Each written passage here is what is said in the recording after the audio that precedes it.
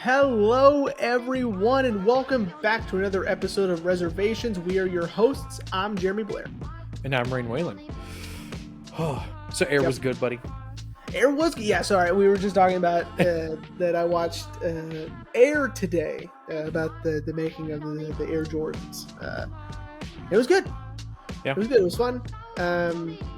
They did this cool thing where, I mean, spoilers. At least I don't. It might be a spoiler. I don't know. You may not think so, but they don't show Michael's face, Michael Jordan's face, in anything. So it's always the back of his head or the side of his head, and you can't really see him. That's interesting. That actor is not in full view. That's interesting. Is it because it was supposed to be focused more on the people who wanted to create the shoe and his mom? And his mom. Yeah. Yeah. Yeah. Because I remember, Viola Davis is. Build with Ben Affleck and Matt Damon. So yeah, isn't Jason Bateman in it also? Yeah. Huh. Now here's a question for you, buddy. Since you showed us this TikTok and it blew my mind, how was it seeing Ben Affleck play Phil Knight, whose son is the CEO of Leica? Yeah, isn't that wild? I know, dude. Yeah, no, it was fine. He looks nothing like Phil Knight. They just gave him the hair.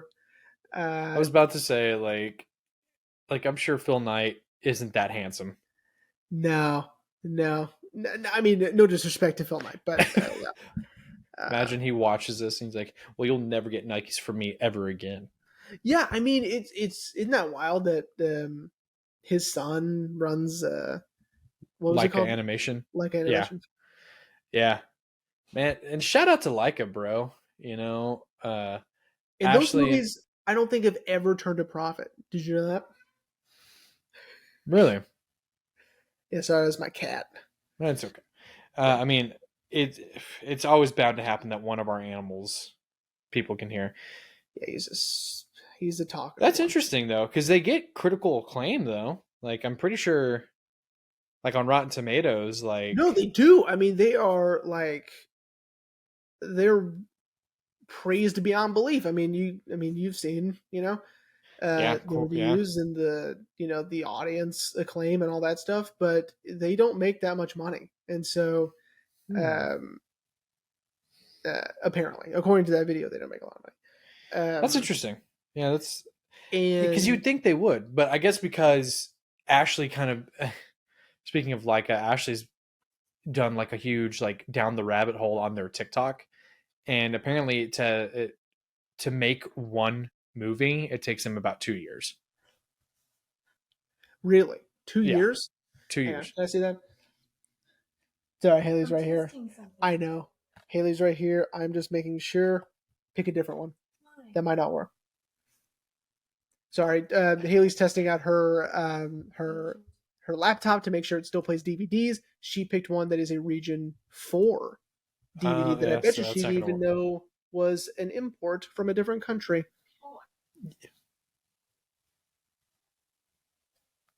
Do it. Okay, she's going to choose something else. Choose Anchorman or something. That's what's up. We have it on Blu-ray over here, hon. Great stuff. I'm not cutting any of it because we love Anchorman. 2 copies. Huh? Yeah, it's over here. No, don't use that one. Use yours. Golly. Johnny 2 times. Johnny 2 times. Go get the papers. Get the papers. Oh, man. I'm not cutting any of that, by the way. That's fine. So, yeah. Air was good. And then after that, I rewatched Interstellar. I saw a video today that made me want to rewatch it. They were saying that the soundtrack, which I never noticed before, the soundtrack when they're on the water planet has a ticking sound every 1.4 seconds, which signifies a day passing on Earth every time it ticks. And I was like, well, I'm going to rewatch the movie just for that. What was the video, by the way? It was on TikTok. I don't remember. Okay. Oh, it was I'll tell you, it was the "Did you know" video. Like, did you know this? Did you know that? Okay. Yeah. Yeah, the that YouTube channel I used to talk about a lot, and I still talk to you about it. New Rock Stars. They have a second channel called the Deep Dive, where they dive in. Where the host Eric, he dives into different kinds of movies, and Mm-hmm. he did Interstellar recently. He actually just did Inception, which is really cool. Cool. But he did Interstellar, and yeah, he brought that up. That It's so cool. I never that noticed Hans Zimmer put a ticking clock sound, and I was like, that Hans Zimmer. it's something that's so interesting that we'll probably do this movie eventually. Maybe, I don't know. Yeah, But it's taking something that enhances the movie, but which is the soundtrack, but he's adding in plot elements within the soundtrack. You know what I mean? Oh yeah. Who thinks of stuff like that? That's crazy. You know? No one thinks stuff like that, man. Can't wait for Oppenheimer, bro. Oppenheimer, man. And then we're just gonna go right next door to see Barbie. Yep. Or vice versa. You know, maybe I want to see something lighthearted and then something dense. Yeah. Or yeah. So, buddy, what are we talking about today? Even though this was my pick. Yeah, it's your pick. I guess I'll tell everyone. I guess I'll do your job. Yeah. This week we are discussing Tim Burton's Sleepy Hollow. Yeah, Sleepy Hollow. As we were talking about off mic, you know, I never noticed it, and we'll get into it. But Ichabod is a little bit of a bumbling hero. I remember him being more heroic the first time I ever saw this movie. But rewatching it, I was like, oh, he's everyone else is doing the heavy. I'll tell you something else I noticed this time. Okay. Much scarier than I remembered. Yeah. I don't know if you felt this way, but Haley was out with friends, and so I had time to watch it. And I guess I was just thinking, like, if Haley were here, right? Uh-huh. Like, at first I was like, I think she could have handled this. I mean, yeah, the decapitations or whatever, but I think she could have. And then he starts hacking at the tree, you know? And all that blood. I was like, oh, she wouldn't have liked that. And then, of course, he goes to see the witch, and I go, nope, she would not have liked that at all. Yeah. No, that was too scary. Yeah, well, see, so actually, I'm the opposite. The first time I remember seeing this movie, I was terrified. Okay. And the older I've gotten, and the times I've watched it intermittently, I'm like, yeah, that's scary, but I'm not terrified. Yeah. So, Jeremy, since I made you tell everyone, would you like me to give them the synopsis? Yeah, I need a break. It was torture.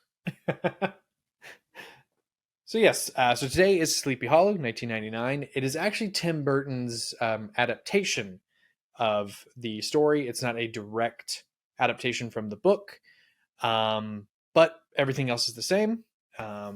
We have our main character, Ichabod Crane, played by Johnny Depp. But in this version, he is a constable, which is a correction from what I said last week. I thought he was he is an investigator, but he's a constable who wants to use more scientific methods of deducing crime, as where everyone else is like, no, stick him in the Iron Maiden. Like that's how we'll establish guilt. But he is tasked with going to the town of Sleepy Hollow to investigate why 3 murders have happened and all the people who have been murdered are decapitated. And he stumbles into a web of conspiracy and magic, and he doesn't really know who to trust. And, and that's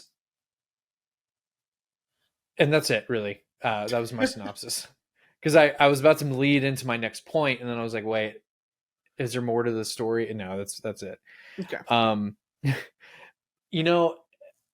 this... So leading to my next point is this has a lot of Burtonisms that we've already talked about.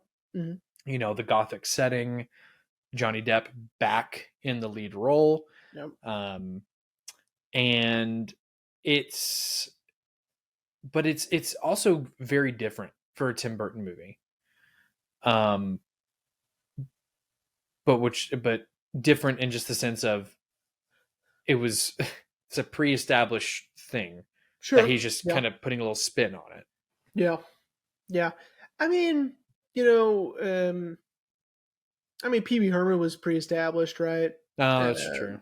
And so is the story of Ed Wood. Not necessarily, but I get what you're coming from. That we're so used in Batman, of course, but here, let me rephrase.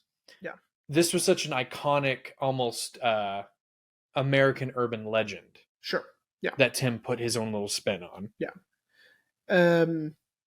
I like the changes, right? Because the story's not that long to begin with. Yeah. Right. In fact, when he gets pranked by that guy in the town, what was his name? Brom. Yeah, Brom. That's actually like the story. You know what I mean? Yeah. That's the book that they're doing there. So it's a nice little nod to the source material with him getting pranked by Brom, and which I thought was funny. I almost, and we talked about this earlier, I almost watched the Disney one. I was this close, and then I watched something else instead. You know how it goes. Let me tell you this, though. I've only seen the Disney version once, because, it's multiple stories, but it starts with Sleepy Hollow. That one scared me more than when I first saw this movie when I was probably 13, 14. The Disney version scared me more. Wow. Yeah. Okay. Maybe because you weren't expecting it to be scary, and then when it was scary, you're like, "Oh shit," Probably, yeah. Go ahead. So, Jeremy, where would you like to begin with this? Well, we can start with Ichabod, right? So, Johnny Depp originally wanted Ichabod to be ugly, right? Because he is in the story, like he's not supposed to be handsome, right? Yeah. And he's like, "Can I get like a fake nose or like boils or something?" Like, and they're like, "No." Well, Tim Burton said no. It's because he's a wimp, so that's why you're unattractive, right? It's because he's a wuss and he's squeamish and he's a scaredy cat, right? And they're like, that stuff will make you seem like an unattractive everyman, right? Yeah. Well, and also, I didn't know that. I didn't know that Johnny wanted him to look ugly, because as I learned later on, Johnny loves being in prosthetics. Yeah. Like I learned that from, you're going to laugh, the special features on 21 Jump Street. When they asked him to be in it, he was like, "Well, can you like hide me? Like, I don't want anyone to know that it's me until the reveal."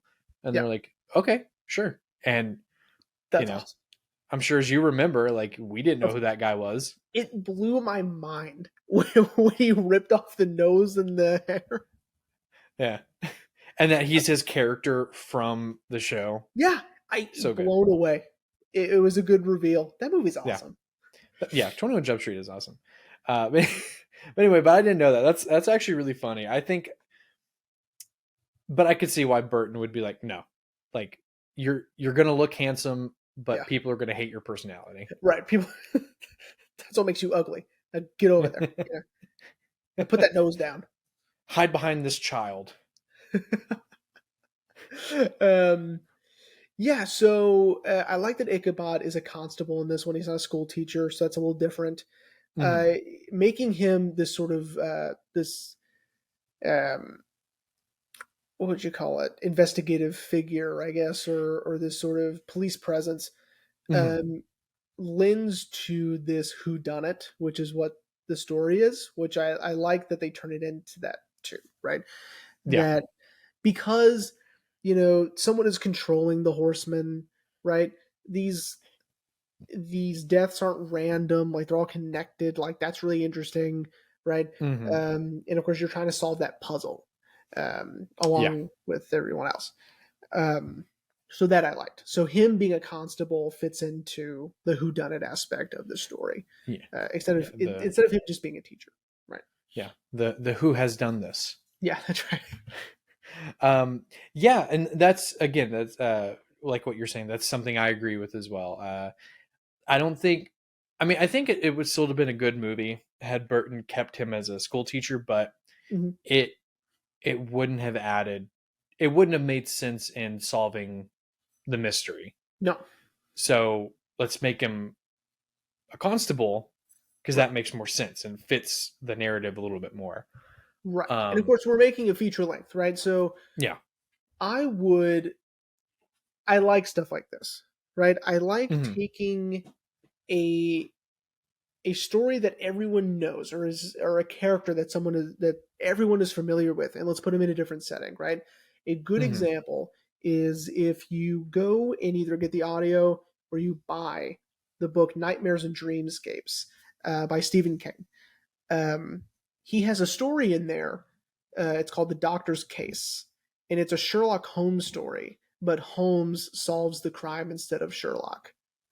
Mm. Um, yeah, isn't that interesting? So You he's mean Watson? taking right. Sorry, Watson. Sorry, Watson solves it instead of Sherlock. I said his full name. Anyway, it doesn't matter. Yeah, you said Holmes. Not sure. I was Holmes like, solves wait. it. Like that doesn't make any sense. Watson solves the crime instead of Holmes. Um, Yeah. and again, Well, I see, like that that's really cool that too. it as long as they're public domain, you're able to do something like that. You know what I mean? Yeah. Or you pay the whatever Right. to be able to do that. Oh yeah, and and I like that with Ichabod in this version, we also have the the sort of dichotomy, yeah, dichotomy between faith and magic, Mm-hmm. which I thought was really cool. Yeah, these guys are sort of Puritans, you know. Yeah, Um, eh, and then of course you're right. The juxtaposition of that is this witchcraft, right? yeah, That's going on, um, which was really interesting. I don't mind it, right? Like a part of me, of course, it's about a headless horseman, right? So yeah, you can't be mad at the magic. You know what I yeah. mean? Like, Well, it's funny you say that. The one thing that I've always been bothered by, and I didn't know why until I got older and started paying more attention to film and writing, is the whole thing, in which we'll get there, but I just want to touch on this right now, is the reveal that Miranda Richardson's character, I can't think of her name, but when it's revealed that she sold her soul to Satan yeah. to make sure that she could always like summon the headless horseman, I was like, okay, that's too easy. Do Like you think so? that's like yeah, like having her just know magic and her motivations were enough for me. The Okay. adding in the whole like right then and there I sold my soul, and I'm like, oh, okay. Yeah, it was a weird piece of dialogue. It stuck out. Yeah. It stuck out to me. I think it might be because of the time period, right? It's 1799. So Mm-hmm. I think that, obviously witchcraft is a big deal. It's a scary time. But so Mm-hmm. is like if you remember, I don't know if you've seen it, the Witch, No, I Robert haven't. Eggers film. Um, dude, that shit's a big deal, right? Right. Back so um obviously the witch takes place well before 1799, um but especially with their puritanical ideas or ideologies, Mm-hmm. that even just mentioning like you sold your soul to Satan, they're like, my goodness, you know. Yeah. um and and I think having that be a part of it is important to the time period that it's set in, right? Having it Right. be important to the fear of that era. And back then, I mean, if you look at witch lore, that was part of it. You had to sell your soul to Satan to be able to perform witchcraft, right? Right. Right. Um, Yeah. No, go I'm just watch saying The from a Witch. plot standpoint, Mm, it sure. just like we already knew that her mom had taught her magic and her motivations lined up perfectly with that. So yeah. But anyway, that was my only like qualm with the magic aspect of it. Sure. Because even then, like the movie's not like, like Harry Potter level magic. It's just simple things here and there. Well, and of course, speaking of Harry Potter, Michael Gambon. This is like 6 or 7 years before he takes over as Dumbledore. Oh, so, sure. I don't know. I don't know when the third one came up. I'm not going to look it up. Anyway, so okay. So we talked about Ichabod. Well, I feel like there's okay. I'll tell you this. So I'm sure those of you who listened last week, and those of you who remember me saying this, I remember saying like I remember being weirded out about Ichabod and Katrina's romance. Yeah. So did Johnny Depp. He thought that was really because he's known, apparently, according to him, he was like, it was weird. I've known Christina Ricci since she was 9, so, and he's much older than that, No, and thankfully they didn't have to like. Yeah, there wasn't anything too explicit. They only kissed like 2 times on screen, right? Yeah, it wasn't really, and that's probably why. Yeah, because I'm sure. Well, and thankfully, he and Tim probably had such a good relationship. He could be like, dude, can you just like make this as innocent as possible? Yeah, could you not though? Like could you like get someone else or something? Like, could you just have a stand-in kisser, please? Like, I don't want to do that. Yeah. That's actually kind of funny that even he was like, yeah, there's a line, and I'm not going to be the one to cross that. Before we move on to another character, let's go ahead and give a quick shout out to Martin Landau, who kicks off the movie by getting beheaded in his carriage. Did you notice that was? That's right, because we were talking about that during Ed Wood, that he was in Sleepy Hollow. Yeah, and uncredited, no lines. He just gets beheaded at the beginning, but of course he kicks off the whole thing, right? He's the guy. He's the Von whatever. Von Garrett. Thank you. Yeah. So he's like a very important piece of the story, but he's just in it for less than 3 minutes. Yeah.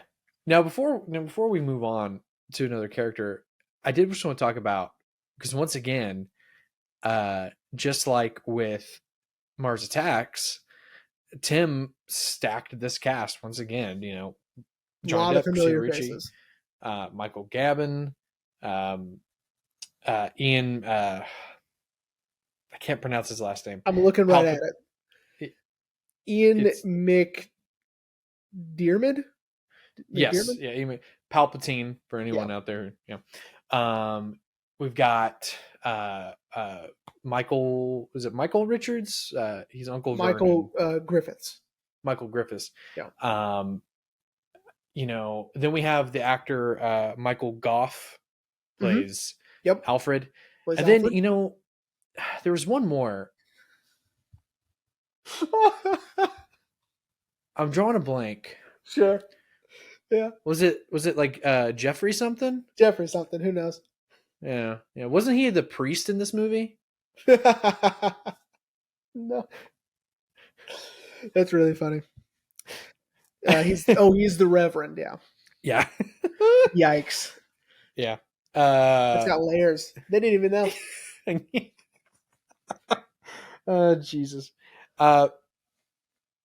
Apart from that, yeah, man, so many people. Like I was telling Ashley, I was like, man, we got Dumbledore, we got Palpatine, we got Uncle Vernon, we got Alfred, all in one movie together. Like we got Principal Rooney,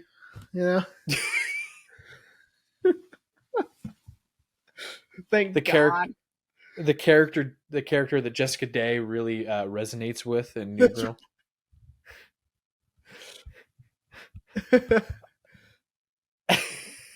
And then, of course, shout out to our I know you don't really care, but shout out to our Phantom of the Opera episode. Okay. Miranda Richards, Mm-hmm. Madame Giry, also, of course, this is before she did that. But yeah, man. Oh, and your favorite person, Lisa Marie. Lisa Marie is in this too. Yeah, for Yeah. this much time. Yeah. I wonder if this was the movie that made her not want to date him anymore. You think? I mean, you got to think, because then after this, Helena was his leading actress. Yeah. Here, let's Yeah, you're right, because she's in the next one we're gonna do. They stopped dating after 2001. Damn.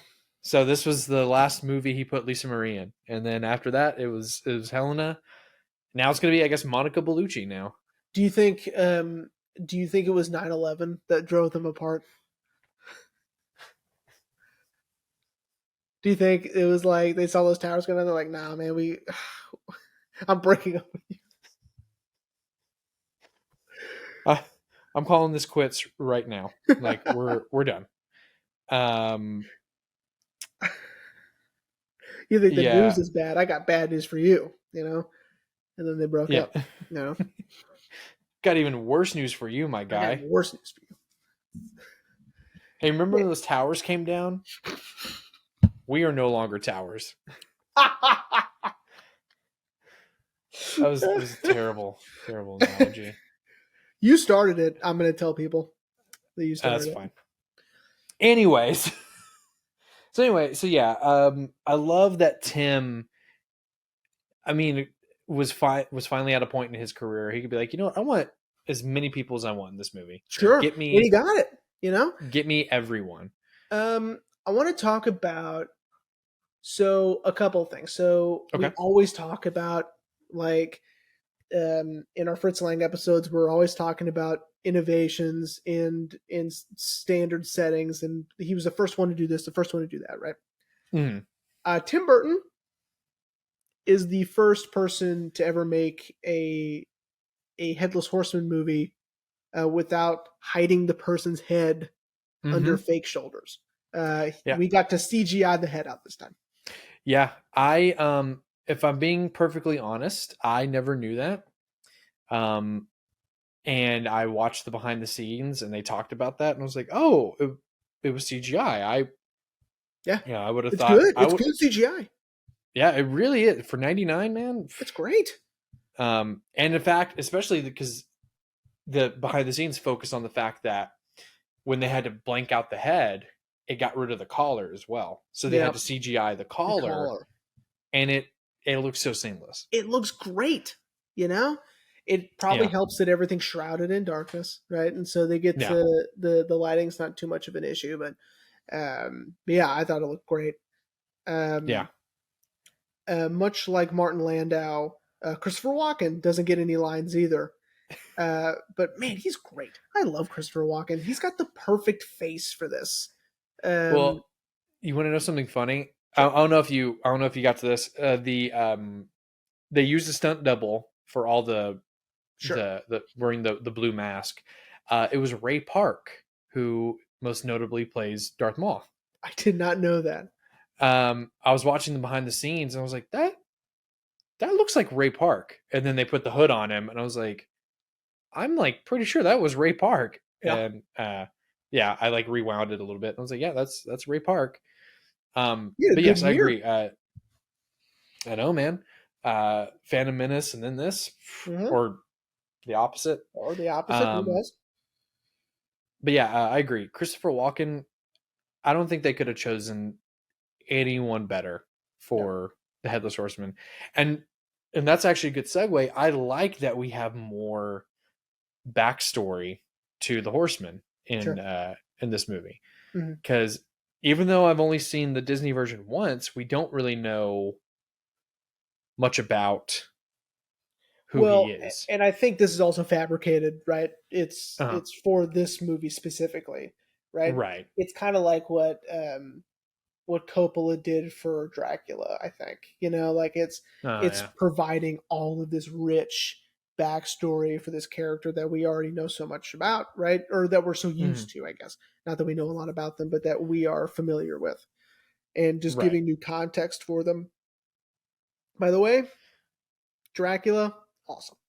Yeah, I was just about to say, like, shout out to Dracula, man. That movie's tight. Gary Oldman, And like, perfection.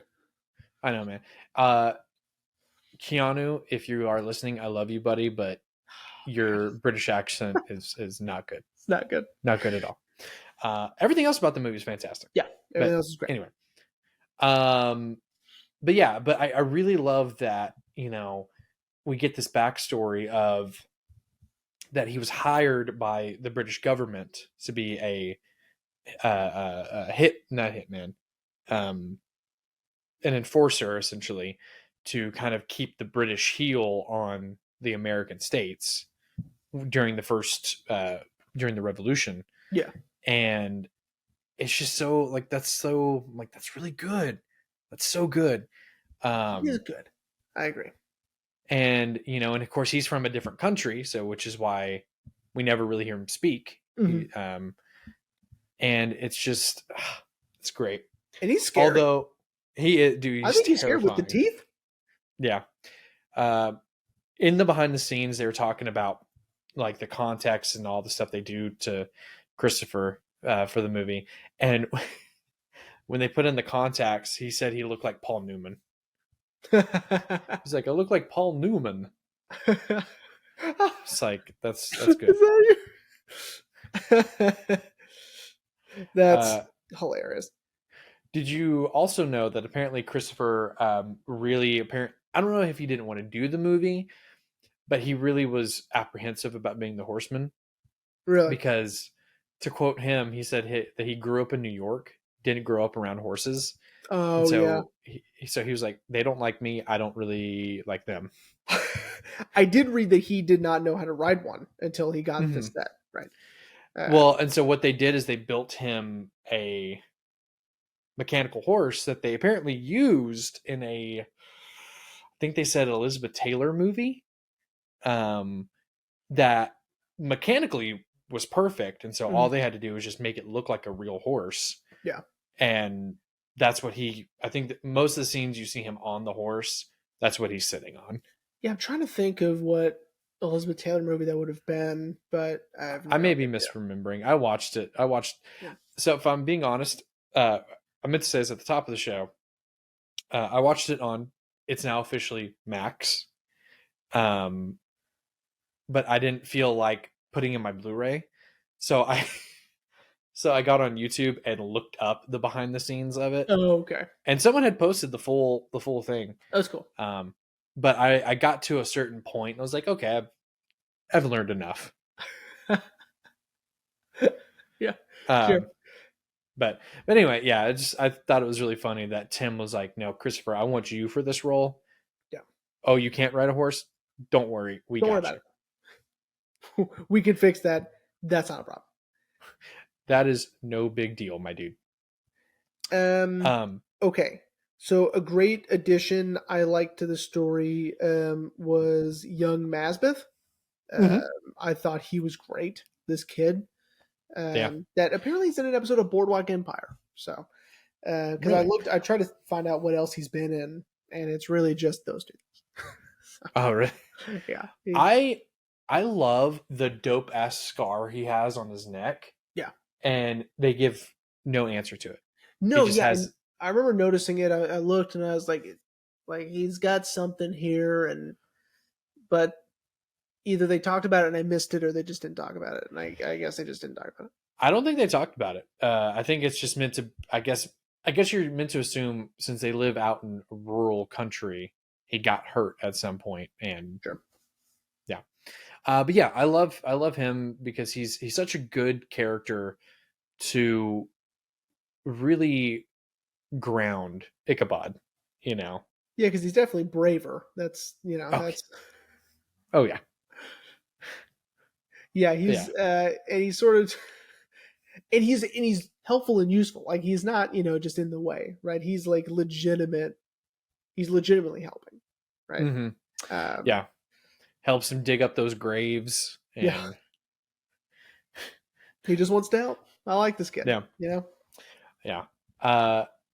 Now something that we were kind of talking about off mic a little bit is I didn't realize it until rewatching it, but Ichabod, for how smart he actually is, he's kind of dumb a little bit. Like he, like when he's talking to Richard Griffiths, who plays the magistrate, he was like, how did you know the widow was pregnant? And he was like, well, she told me. And he's like, well, then I deduced that you're the father. And it's like, he's like, no, she told me who the father was. And then like when he's writing in his ledger, trying to get, writing his thoughts out loud, he's like overcomplicating it. Mm-hmm. And he's like, all right, I'm going to make a list of everyone in Sleepy Hollow. And even Masbeth is like, why would you do that? But I like this because he's sort of, it tells you how out of his element he's in, right? He's used to, in New York, he's not used to this sort of investigative type stuff. Like you were saying, in New York, they're just like, put him in the Iron Maiden, we're done, right? Right. Here, he's actually having to investigate. He's getting to do what he wants to do, right? But he doesn't know how to do that, right? So he knows he needs to make a list of some kind, but he's so out of his world that he's just like, I don't know, everybody, I guess we'll do, and we'll go from there. So I think it's on purpose because he's needing to sort of figure out what he's doing, and he doesn't really know what he's doing, and he wants to be a good investigator, and he wants to be this sort of forensic scientist in this, whatever, but he just doesn't know how. Okay. All right. I'll give you that. Because I didn't think of that. I just thought maybe that's how he was written, that he was meant to be, sort of like everyone else has the answers, and then he takes those answers and, because like he's not even present for the big reveal. Yeah. And, as she monologues like a comic book villain about why she's doing this, why she's, having all these people killed. I mean, it's implied that I guess Ichabod figures it out. Well, it's not implied. It's blatantly shown that he figures out that the headless body of I cannot remember her character's name for the life of me, but the stepmother. Yeah. When he looks at the body, he realizes that that's not her. So, yes. So I mean, he does Lady Van Tassel. Yeah, Lady Van Tassel. Like, so he figures out that she's definitely involved in some way, but I don't think he knows right off the bat that she's the one controlling the horseman. Yeah, I don't think so. I love the reveal that she's one of the twins, right? Yeah. Who snitches basically on our horseman. Yeah, well, because she does, and then the other sister tucks tail and runs. Wouldn't you?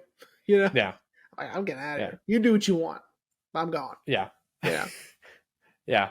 Definitely, and also probably definitely implied that one sister was a good witch, the other clearly is the bad witch. Yes, but both in their own way, very scary, because the sister, it says your crone, is terrifying. Yeah. By the way, love the character design of the veil covering her face just enough that we can't see it. Right? Mm-hmm. We can see vague ideas that there's a face under there, but we can't see the details of it. And I really like that. Until the reveal, when she reveals that she killed her own sister, and you see her lift her own veil, and you're like, well, she's dead now. Yeah. But yeah, so yeah, okay, I can get behind that now, that it's on purpose, that he really this is the kind of investigating he wants to do, but even he doesn't know where to begin. Because he doesn't have practice, right? No one's Right. letting him do it, right? Even at the very beginning, he goes, "Well, I need to do an autopsy on this body. I need to, blah blah blah, do this. I need to figure out what happened." Like he drowned. You found him in the Yeah. river. He drowned. Bye. See ya. You know, there's Yeah. there's no sense of or of what if or of doubt. Any sort of Mm-hmm. like body they get over there, Yeah. or any sort of person they get that's a person of interest. There's like, if they're a person of interest, they did it. Bye. If they died and it looked like this, that's how it happened. Bye. Right. Yeah. Okay. Yeah. So yeah, I'll give you that then. All right. Then I retract my statement. But again, it does seem like everyone else is solving this mystery a little bit quicker than he is, though. Sure. He's trying, but yeah. And again, Lady Van Tassel monologues this whole thing to Katrina. So Yeah. Katrina, more than anyone, definitely, it's like, well, yeah, you did it, and I know why you did it. Yeah. Yeah. I like the idea of the horseman is like a weapon, right? Mm-hmm. The horseman is not the villain really in this movie at all, right? Yeah. He's just being manipulated to do like this woman's bidding. Mm-hmm. Which, by the way, this leads me to some of the cool stuff. So, number one, the beheadings in this are awesome. The fake heads in this are amazing. Whoever they got to get these fake heads, they're unbelievable. Yeah, in the behind the scenes, I found they spent a good chunk talking about that, because even I was like, man, it looks just like each actor. And it's because they did a mold and really try to hone in and make it look like the actor. Yeah, they're really good. They're really good fake heads. But one thing that I noticed, and that I think I noticed sort of like subconsciously the first time, and then the second time I was like, holy shit, what the fuck, is whenever I see in like one of these movies or whatever, I think kids are safe. Oh yeah. I think sort of kids are off limits, right? Right. And so I automatically just shut that fear down, because I'm just like, the kid's fine. He got away. The mom's getting murdered over there. That's fine, but he got away. He'll be fine. And then immediately gets captured, right? And he's dead. Yeah. Right. And I was reading some of the trivia, and Tim Burton goes, I hate it that kids are safe in movies. He goes, that's so unrealistic. That's so dumb. Kids should be in peril too. Yeah. And and he's exactly right, because as soon as I see a kid especially in this movie, I saw that kid who was playing with the little lantern thing, and when the horseman gets there and he hides, I go, the kid's fine. We're just seeing everything through his perspective, which is different than the rest of the movie. It gives us a new way to watch these beheadings without getting bored by it, right? And then he gets snatched up from under the floor. I go, well, then never mind. I don't know. That kid's dead now. Oh, that kid died. So, okay. And he was like 3. So, holy Jesus. Poor little redhead. But he's exactly right. Burton knows that we automatically assume that kid is going to be fine. Right? Because kids are off limits in these things. And then as soon as he kills one off, we're like, well, then I don't know what's going on. Yeah. Yeah, that's true. So I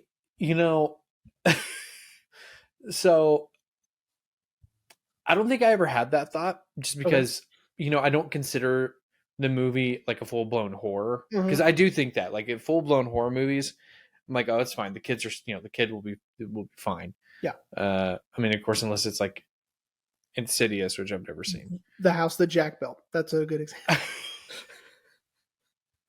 Those kids were not okay. Oh, for sure. They were in immediate danger. Yeah. That's fine. But I even forgot about that. Like, that the kid gets snatched up out of the floor. Yeah. Because I was like, oh yeah, like the kid will be fine. And then like my heart did start to race a little bit when he made a noise. I was like, oh, shut the fuck up. Yeah, shut up, kid. And then he gets snatched. I was like, oh yeah, no, that kid's dead now. Yeah, exactly. And he is. He's not just being, he's not being captured and held somewhere. That kid's dead. Right? Yeah. Yeah, Ichabod's not going to find him safe and sound, a little bruised up. No, he's dead now. Which, on a more boring topic, it might just be because, we're not used to that because this is like a studio movie. This is Paramount, I think. That's true. Yes. Hang on. I don't remember. Yes, Paramount. And so, like, when you're working with a studio and you're like, oh, by the way, this kid dies in it, they're gonna be like, could you not, And so he was like, fine, I'll give you a compromise. You won't see it on screen. Yeah, you won't see him get beheaded. I mean, he's going to be. You know what I mean? Yeah. But that kid is going to die. Yeah. But I won't show it. But it's wild. Again, yeah. You're just not expecting it. I wasn't expecting it, That woman, that pregnant woman, got murdered. Like, holy shit, Mm-hmm. Not used to it. So that was cool. Yeah. Well, and I think you're right. I think Tim and the screenwriters definitely were like, yeah, let's keep you on your toes. Like, if kids aren't off limits, then who else isn't off limits? Yeah. Well, and that brings me to my next point, which is, again, subverting expectations. So there's a couple of things that subvert expectations. One, and I know exactly, as soon as I say it, you're going to be like, oh my God, that was so cool. When the horseman is outside of the church and he can't get in, right? So he's like just meandering around because he can't enter holy ground, right?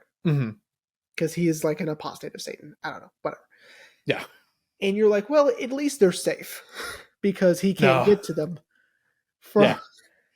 Dude, that was fucking sweet. When he makes that spear out of the fence, that was rad. Yeah, dude. And he fucking skewers Dumbledore like right through the window. He threw it at like 200 miles an hour, and it just erupts out of his chest, and you're like, oh my God. That was rad. But of course, thinking about it this way, he probably wouldn't have had to do anything because they were all killing each other, Yeah. Because right before that, legendary actor Jeffrey Jones smashes Ian McDormand's head in with a cross. Yeah. And then Michael Gambon shoots Jeffrey Jones. Yep. So yeah, he probably wouldn't have had to wait. But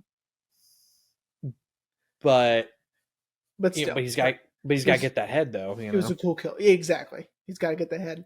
It was a cool kill, which I love that he drags him just enough to where his head is outside. Yeah, because that's all he needs. He doesn't need the body. He just needs the head. Yeah. Okay, so what was your other point? It sounded like you had multiple. I did.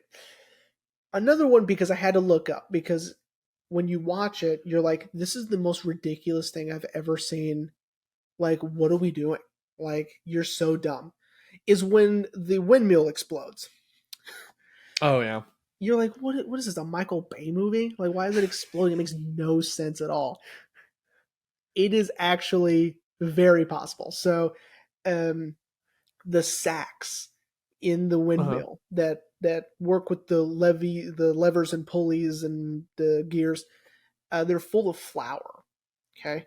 Flour is highly combustible, apparently, and if packed in really tight, will expand and ignite and explode.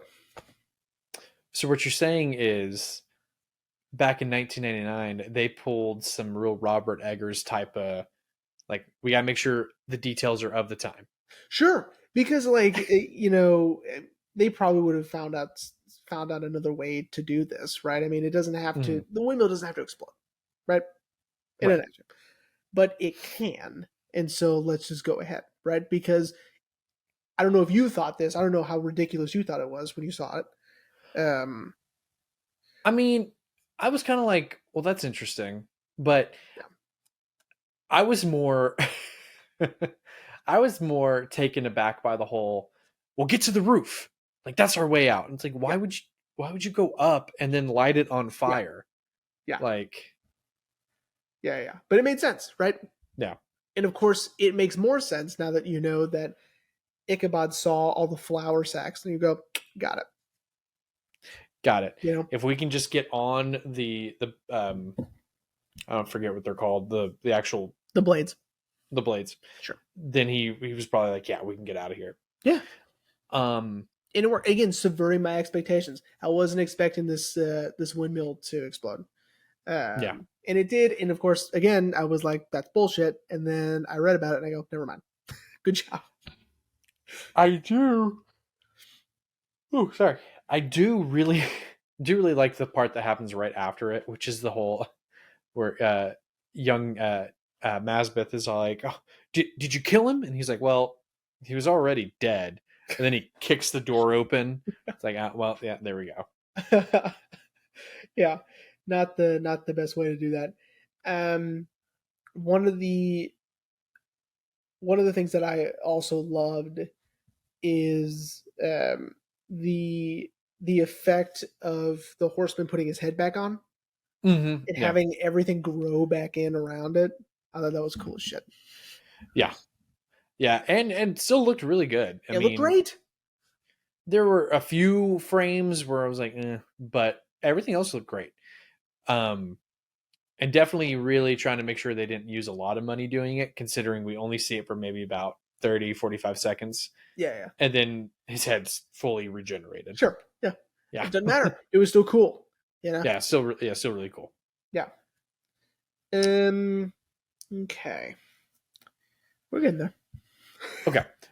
All right. Okay. What did you have?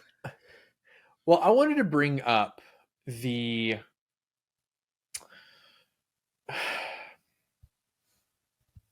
hang on, I'm trying to remember. I had it and then I lost it. I did want to bring up the whole thing about it didn't really make sense. Like, I get why, like, because we see it in flashbacks, but the whole thing with Ichabod's hands, like his scars on his hands. Yeah. Like, I don't know why that.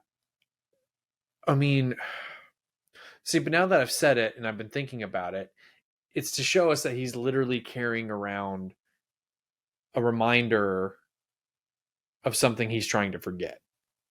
You know, because as he tells Katrina, you know, I've been dreaming of things I don't want to remember. Yeah.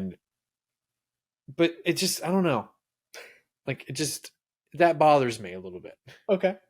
That it's featured so predominantly. Of course, people listening aren't seeing what I'm doing. I'm just raising my hands up to show my palms. But like, it just, I don't know. The fact that we get multiple static shots of just his hands. Yeah. I'm like, I don't know. It's not really a qualm. I'm just like, I don't get it. Well, yeah. I honestly had forgotten about that until you just mentioned it right now. Which proves my point. Of his hands. Yeah. I think my thought process would be like it's a deleted scene, you know? Maybe. Yeah. Well, because we see in the flashback when he finds his mom in the Iron Maiden, it scares him. Oh, that's what it is. That's what it was. Sorry, I had forgotten all about that. And because he, as a kid, he jumps back and his hands hit the spiked chair and it punctures his hands. Boom! That's it. What are we talking about? I'd forgotten all about that. Yes, but I'm just saying, like, when he hits it, it scars his palms for life. Right? It's like getting a tattoo or whatever. So, it scars him for the rest of his life, and then every time he looks at him, he remembers his mom in the Iron Maiden. What are we talking about? That's exactly what it is. I'm just saying, man. I just don't understand why we had shots of his like. It's just constant reminders, right? It's looking at his palms, and it's, you know, it's him. It's giving us a flashback without having to do a flashback, right? It's a different way to indicate that emotion we get through flashback. We can get it just by looking at his palms now, you know? Yeah. So now anytime we look at it, it's the same thing. Yeah. And then, of course, we get the whole culmination of that, which is, you know, my mom was an innocent killed by my dad, who was a preacher. Yeah. There we go. It's because of that stupid picture. It's witchcraft. You know? I get it. The cardinal in the cage. Yeah. Which I think was also in The Prestige. The Prestige. The Prestige.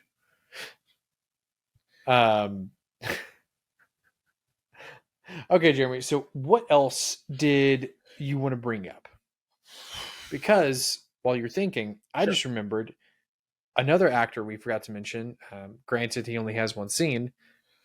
Sir Christopher Lee. That's right. Christopher Lee. Oh, there we go. We can talk about this. If you love the aesthetic of these films, and you like just the way it feels to be in this world, and you like how it looks and whatever in the period. So he was Tim Burton was inspired by the gothic horrors of Bava and the Hammer horror films, right? Mm-hmm. This is basically him getting to do his Hammer horror films. Hammer, of course, was a studio who would do their versions of the classic Universal monsters like Dracula, Frankenstein, the Invisible Man, stuff like that. I can hear them. Your dogs. Sorry, everyone. That's okay. So, getting Christopher Lee. When thinking of this movie as Tim Burton's Hammer Sleepy Hollow is incredible because Christopher Lee was Dracula in the Hammer horror films. Yeah. And so getting Christopher Lee, even if it was just for a few minutes in this movie, is just a huge, huge deal because this solidifies the whole that bridge between the inspiration and the finished product, right? Well, yeah. Oh, and it also, sparked a friendship with Tim Burton and Christopher Lee, because then Christopher Lee will show up in Corpse Bride, Charlie and the Chocolate Factory, and Dark Shadows. Blah. Terrible. Both those were terrible.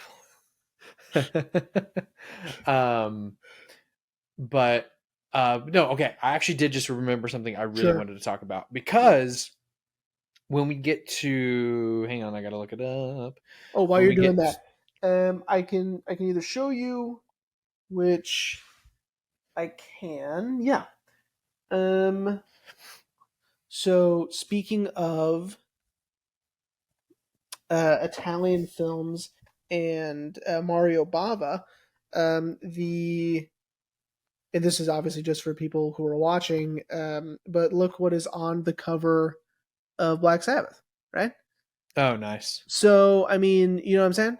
Like, yeah. The Headless Horseman is on the cover of Mario Bava's Black Sabbath with Boris Karloff. By the way, it's a collection of short stories, short films, hosted Boris Karloff. Okay. He's also in it. So, like, yeah. So this is what I wanted to talk about. Sure. Because in 3 weeks, I'm going to bring this up again. Okay. And I'm going to quiz you too. Okay. Is the use of blood in this film? I think Tim, I love that he oversaturates the color of blood. Oh yeah, so much. It is red. Yeah, it's a weird red. Like, it's not. I think it's really to accent the point that something evil or sinister is happening. Sure. Yeah. Because, just like as we've been discussing, especially with our first couple episodes with Tim, everything is so gray and black. And you're right. Because when, especially when he's hacking at that tree, when we first find it, and it's bleeding, when the blood hits his face, you're just like, you're so like, oh, that's red. That's like, and it's really thick too. But see, I love it, man. Well, and see, it's actually not the first time. The first time is when he's performing the autopsy on the widow, and he's going to cut her open, and it goes like kind of squirts him in the eye. Yeah, you're and right. He's just like, But then, yeah, when he's hacking at the tree, it like Yeah. drenches him. Mm-hmm. And I don't know why I like it so much. Because like I said, in 3 weeks, and I'm going to talk about it in 3 weeks also, is we see that again with Sweeney Todd. Yeah. And oh no, I'm sorry, more than 3 weeks, 5 weeks, because I forgot you'll have 2 movies in between that. But it's just I don't know why I like it so much, man. Yeah, no, again, I think it's to further accentuate the point that something is wrong with this world. Mm-hmm. You know, because everything else is so gray. Yeah, seems a little surreal, right? The blood is surreal because of how it looks, right? And just I completely understand what you're saying. That's yeah, it's a good note. Yeah, good job. Thanks, buddy. Hang on, I'm not gonna cry on camera. All right, buddy. So, is there anything else you wanted to bring up? That's something that maybe we've missed. Not an oops, I forgot. Just something maybe we missed that we didn't touch on for this movie. I'm not sure. Can't think of anything. We didn't talk about Christina Ricci, but she's there. Well, because I think what it is because Katrina is kind of a plot device, you know. Without her there, Ichabod really has no true motivations to try to solve these murders. Yeah, because she's, once she's really involved, right, in being, used as not really bait because they don't care about Ichabod. They just care, he just wants to save her, right? And so once he figures out that she's entangled in all of this, just by her lineage, that he needs to, and especially when he finds out that she's not behind any of it. Because at one point he's convinced it's her. Yeah. I say one point. It's like at the tail end of the movie. He's like, well, it's her, but I can't bring her to justice, so I'm just going to leave. Right. But yeah, I think that's why we didn't really talk about her because Christina Ricci's great. I think she's fantastic in everything she does. She really plays she really plays Katrina well, but she is sort of a plot device. Sure. Yeah. Because he's already pretty motivated to try to solve the murders, but like you said, not until she gets really involved in everything is when he's like, okay, let's figure this out. But yeah, so Jeremy, are you ready to wrap up? Yeah, let's do it. I liked it. More than I thought I would. Scarier than I remembered it being. Not that I was terrified. I would admit it that I'm, not pulling an Ichabod Crane with the whole like sheets. Like I was terrified, like watching, like Hereditary or something. I was terrified. But this one I was just like, oh, whoa, that was a lot more gruesome than I was expecting, or that was scarier than I was expecting. Because I guess I was expecting more, I don't know, like more quirky Ichabod stuff than I was scary stuff. So, By the way, I had this thought, and I'll leave this this movie with this thought. And I was watching it, and I go,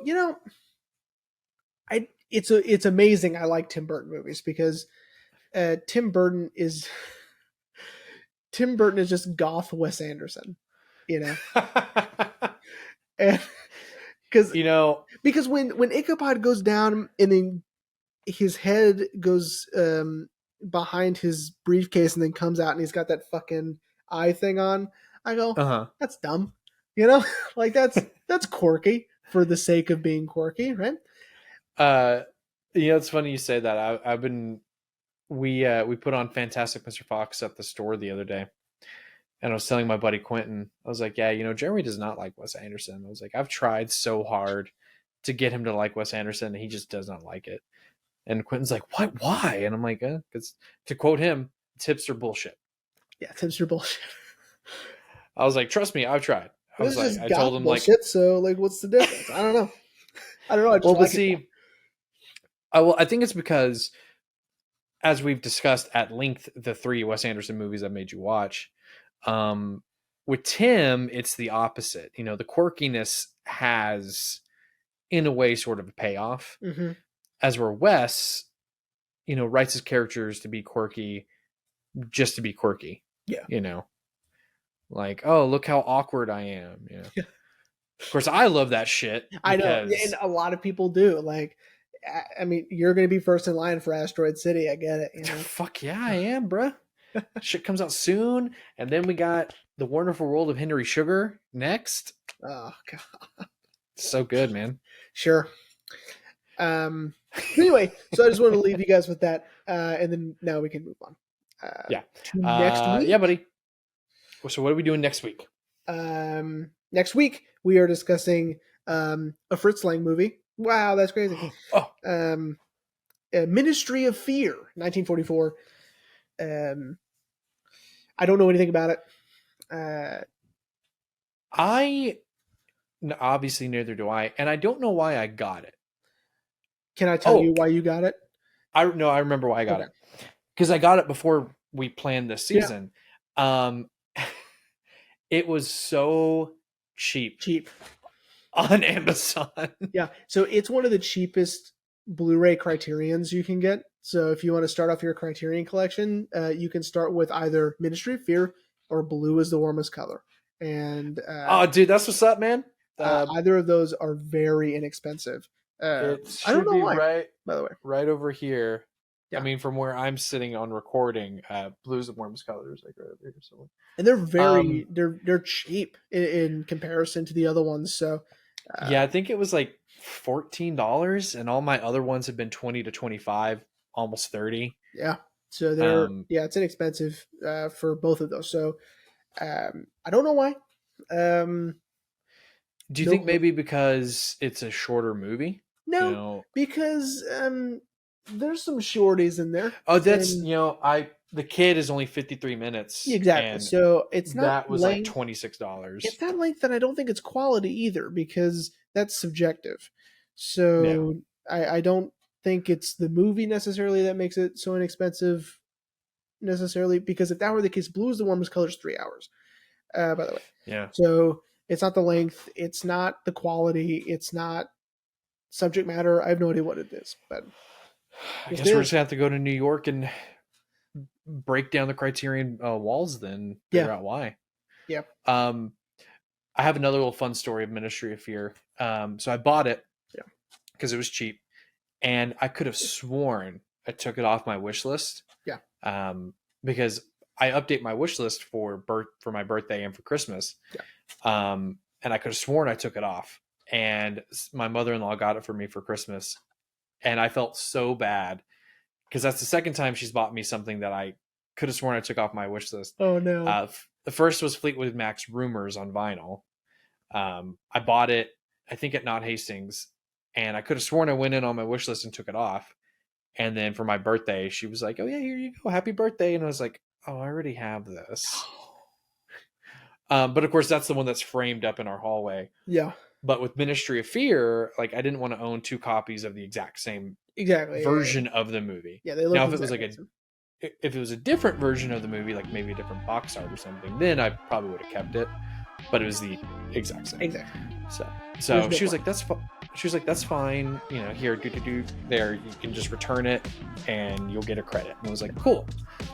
But then Amazon gave her the credit, so I didn't get to use that credit for anything. So. But yeah, I'm excited to watch it, man. Just because it was a spur of the moment buy. I saw it. I was like $14.95. Sure, why not? Yeah. But yeah, man. I'm excited, buddy. Yeah, me too. Excited, and also just excited for the rest of the season. It's only going to get better from here. So, and we're getting closer to being done. So yeah, I think you've got, with Ministry of Fear, you've got 3 more. Yep. I have 4 more, and then we have our end of season series. Guys, buckle up for that end of season series. I'm excited. I I'm already not have it even planned ready out for it, man. So. Yeah. Alrighty, everyone. Well, we hope you enjoyed Sleepy Hollow, and we will see you next week for Ministry of Fear.